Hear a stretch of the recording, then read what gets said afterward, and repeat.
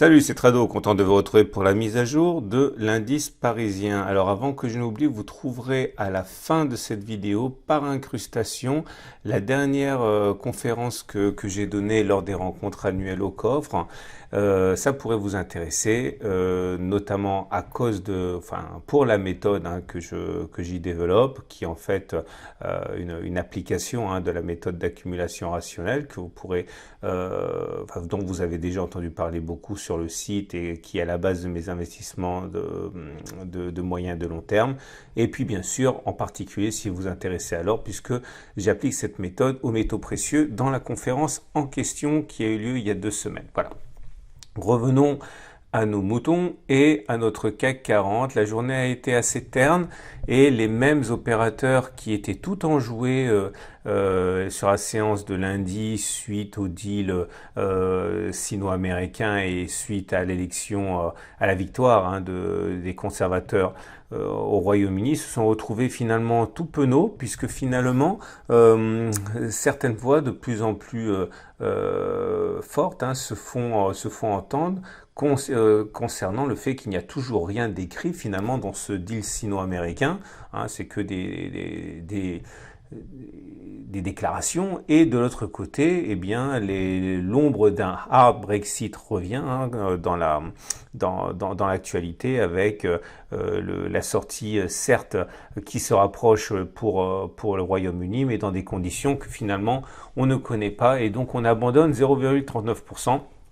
Mais comme d'habitude, si les opérateurs peuvent être relativement versatiles dans leurs opinions, ce qui se passe au niveau de l'analyse technique est beaucoup plus clair.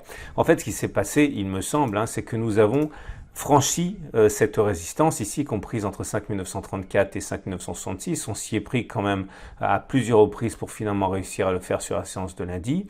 Comme vous le savez, ce passage en force a entraîné un changement de polarité. La résistance devient support.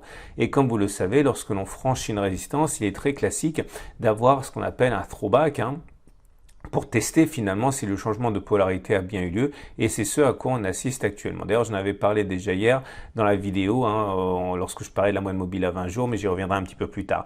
Donc pour l'instant, si on se maintient au-dessus ou voire à l'intérieur de ce support journalier, ce serait complètement classique. Ce qu'il faudrait éviter, c'est que l'on casse et que l'on clôture en dessous du support journalier, auquel cas, eh bien, ça s'apparenterait à une fausse cassure qui est toujours possible, qui n'est pas forcément maintenant, dès à présent, à privilégier, mais qui est toujours possible. J'y reviendrai un petit peu plus tard. En tout cas, la prochaine résistance, si on devait repartir vers le nord, serait celle des 6155, 6166, on en a déjà parlé hier. Alors, maintenant, ce qu'on a également, c'est le chandelier japonais. Alors, le chandelier japonais du jour, il est pas beau. Il est pas beau parce que, il est rouge. Et puis surtout, le corps rouge est englobé par le corps vert précédent, ça s'appelle un harami baissier. Alors ce harami baissier est de facture assez modeste, puisqu'il termine dans le tiers, dans le milieu en fait, de la bougie précédente. S'il avait fini en bas, ça aurait été beaucoup plus dangereux. Là, pour l'instant, c'est simplement un signe d'hésitation, on ne peut pas y voir véritablement pour l'instant un signal de baisse.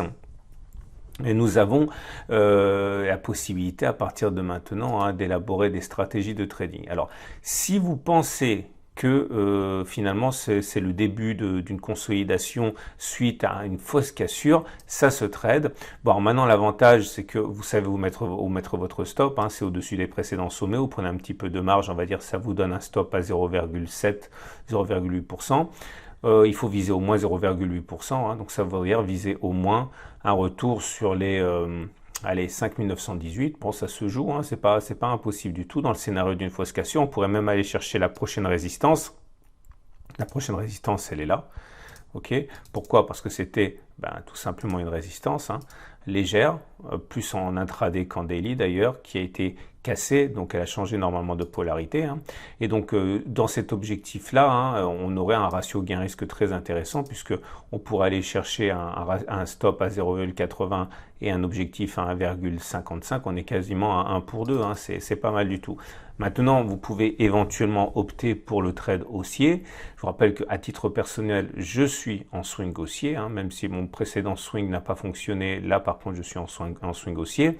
Mon swing haussier part du principe finalement que l'on aurait une situation où ce support serait révélateur, en fait cette cassure de résistance serait révélatrice de velléité haussière importante. L'idée c'est donc d'aller chercher la prochaine résistance qui est là. Ça voudrait dire aller chercher un objectif qui est quand même assez ambitieux, à 3,15%. En mettant un stop qui ne soit pas supérieur à 3,15%, vous voyez, ça laisse de la marge quand même.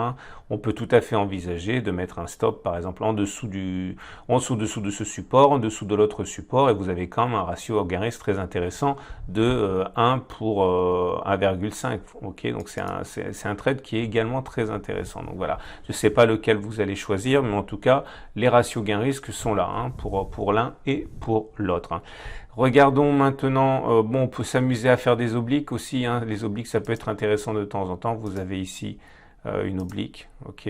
Alors je ne sais pas si on est parti pour faire un canal, mais voilà, on peut même partir sur quelque chose comme ça, en anticipant la formation d'un canal. Je ne sais pas, par là. Mais en tout cas, c'est surtout l'oblique basse qui est intéressante et qui pourrait nous donner une alerte si elle était cassée. Les indicateurs techniques, vous le savez, sont haussiers. La moyenne mobile à 20 jours est ascendante. C'est très clair. On va mettre toutes les moyennes mobiles. Voilà. On va mettre aussi les Bollinger. Voilà, tant qu'à faire, touiller. Alors, on est au-dessus de la M20 qui monte avec la tendance est haussière. La tendance de très court terme donnée par la moyenne mobile à 7 jours est également haussière, donc pas d'alerte pour l'instant. La tendance de fond sur l'unité daily donnée par la M50 est toujours haussière. Donc voilà, tout ce qui se passe pour l'instant, c'est de la gesticulation, je dis bien pour l'instant. On a eu un croisement ici.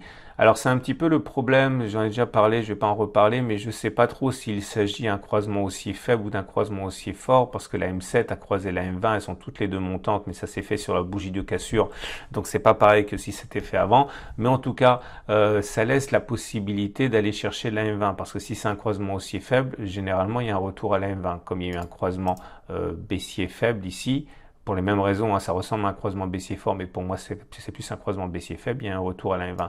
Donc à partir de là, votre trade doit inclure l'idée qu'un retour sur la M20 serait envisageable. D'ailleurs, en utilisant les Fibonacci, vous prenez la jambe de hausse, vous voyez, le premier objectif envisageable, ce serait le retour sur les 23,6% de Fibonacci. Il y a souvent des rachats sur ces niveaux, ça sera 5930. Si on allait chercher 38,2% de Fibonacci, ça correspondrait d'ailleurs à la M20. Ça se traite tout ça. J'en parlerai peut-être demain. Et donc à partir de là, les indicateurs techniques sont également toujours à la fête, j'ai envie de dire, puisque vous avez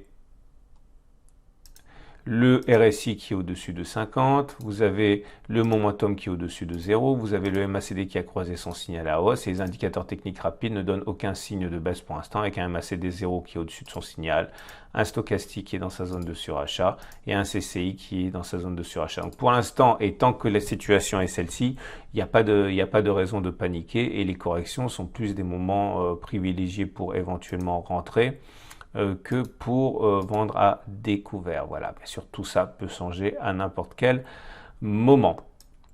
On termine, comme bien entendu, avec l'Ichimoku. Et l'Ichimoku, pour l'instant, délivre ainsi une situation qui est toujours bonne. Regardez, c'est très clair. Vous avez le nuage qui est ascendant, ça se voit bien, la SSB qui monte, donc la tendance de fond est haussière. La Kijun, elle commence à monter, c'est pas très évident pour l'instant, mais enfin c'est pas mal, c'est normal d'avoir une petite pause comme ça, vous en avez une également ici, et la Tenkan est montante, donc tout ça c'est bien. A priori, on est parti pour une tendance haussière. Alors un retour sur la Tenkan est envisageable, parce que Patrick, si tu nous écoutes, l'excellent Patrick Rier qui m'a fait remarquer ça, donc quand on s'éloigne très fortement de la Tenkan, ça peut être considéré comme une alerte, dans ce sens que c'est comme si on prenait des libertés un petit peu par rapport à ce qui est raisonnable.